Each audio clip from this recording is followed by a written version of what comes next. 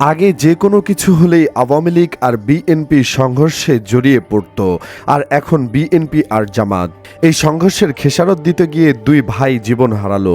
জানা গেছে চুয়াডাঙ্গার জীবননগরে বিএনপি জামায়াত সংঘর্ষে আহত বাঁকা ইউনিয়ন জামায়াতের আমির মফিজুর রহমান মারা গেছেন।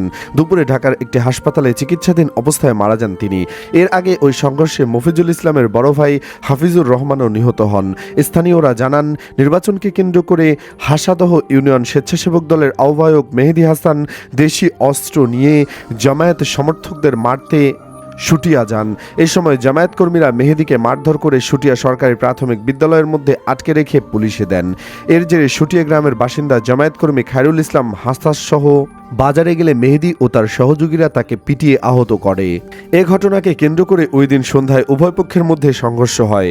হামলায় জামায়াত নেতা মফিকুল, হাফিজুর সহ 6 জন গুরুতর আহত হন। এর মধ্যে যশোরে হাসপাতাল থেকে ঢাকা নেওয়ার পথে হাফিজুর মারা যান। তার ছোট ভাই মফিজুল এতদিন ঢাকার একটি হাসপাতালে ভর্তি ছিলেন। এদিকে পিরোজপুরের নেসারাবাদে কৃষকদের জন্য বরাদ্দ সার এবং কীটনাশক অনুদানের তালিকা তৈরিকে কেন্দ্র করে সংঘর্ষের ঘটনা ঘটেছে।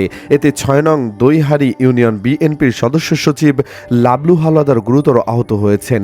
এ ঘটনায় আহত বিএনপি নেতার স্ত্রী সুমি বেগম বাদী হয়ে রোববার নেসারাবাদ থানায় একটি মামলা করেন।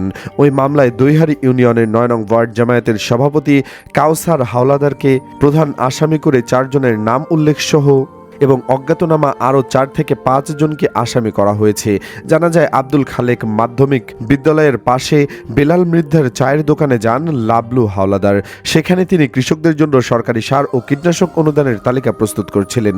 এ সময় জামায়াতের নেতা কাউসার হাওলাদারের নাম তালিকার শেষের দিকে থাকায় তিনি ক্ষিপ্ত হয়ে লাবলু হাওলাদারকে অকথ্য ভাষায় গালিগালাজ শুরু করেন। এতেই সংঘর্ষ বাধে। অভিযোগ অস্বীকার করে জামায়াতের নেতা কাউসার হাওলাদার বলেন, সার ও কীটনাশক বিতরণ তালিকা তৈরির সময় কথা কাটাকাটির এক পর্যায়ে তারা 5 জন মিলে আমাকে মারধর করেন। আমি নিজেকে বাঁচাতে গিয়ে লাবলুকে ধাক্কা দিলে তিনি দোকানের ঝাপের ওপর পড়ে গিয়ে হয়তো মাথা কেটে গেছে। বর্তমানে আমিও পিরোজপুর হাসপাতালে চিকিৎসাধীন রয়েছি। দর্শক ক্ষমতাশীল বিএনপির লোকজন যা শুরু করেছে তার বিচার কি করবে বিএনপি সরকার? কমেন্টে হ্যাঁ অথবা না লিখে জানিয়ে দিন আপনার মূল্যবান মতামত। ভিডিওটি ভালো লাগলে লাইক দিন ও শেয়ার করুন। আর আমাদের চ্যানেলে নতুন হলে অবশ্যই সাবস্ক্রাইব করে সাথেই থাকুন। ধন্যবাদ।